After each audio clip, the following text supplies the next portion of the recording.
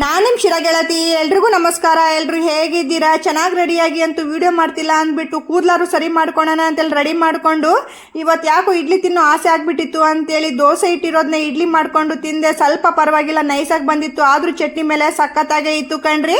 ಅಷ್ಟೊತ್ತಿಗೆ ನನ್ನ ತಂಗಿ ಕೂಡ ಬಂದ್ಲು, ಅಕ್ಕ ಸೀರೆ ಉಡ್ಸು ಅಂತೇಳಿ.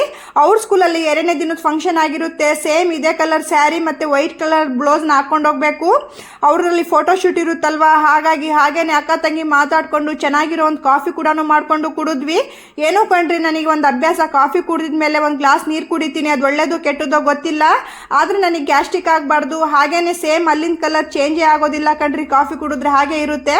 ನಮಗೆ ಡೆಂಟಲ್ ಡಾಕ್ಟ್ರು ಹೇಳಿದ್ರು, ಹಾಗಾಗಿ ನಾನು ಅದೇ ಅಭ್ಯಾಸ ಮಾಡ್ತೀನಿ. ಅಷ್ಟೊತ್ತಿಗೆ ನನ್ನ ತಂಗಿಗೆ ಅವ್ರ ಟೀಚರ್ ಕೂಡ ಬಂದು ಕರ್ಕೊಂಡು ಕೂಡ ಹೋದ್ರು ಸೀದಾ ಸ್ಕೂಲ್ ಹತ್ರ. ಹಾಗೇನೆ ಮಧ್ಯಾಹ್ನ ಆಗ್ತಿದ್ದಂಗೆ ನಮ್ಮ ಮನೆಯವರಿಗೆ ಮಸಪ್ಪಿನ ಮೇಲೆ ಬಿಸಿ ಬಿಸಿ ಮುದ್ದೆ ಕೂಡ ಮಾಡಿಕೊಟ್ಟೆ. ಹಾಗೇನೆ ಅದ್ರ ಜೊತೆ ಆಮ್ಲೆಟ್ ಕೂಡ ಮಾಡಿದ್ದೆ ಕಣ್ರಿ. ಕಾಂಬಿನೇಷನ್ ಮಾತ್ರ ಸೂಪರ್ ಆಗೇ ಇತ್ತು. ಹಾಗೇನೆ ನನ್ನ ವಿಡಿಯೋ ನೋಡಿ ಫಾಲೋ ಮಾಡೋದು ಮಾತ್ರ ಮರಿಬೇಡಿ ಫ್ರೆಂಡ್ಸ್, ಪ್ಲೀಸ್ ಫಾಲೋ ಮಾಡಿ.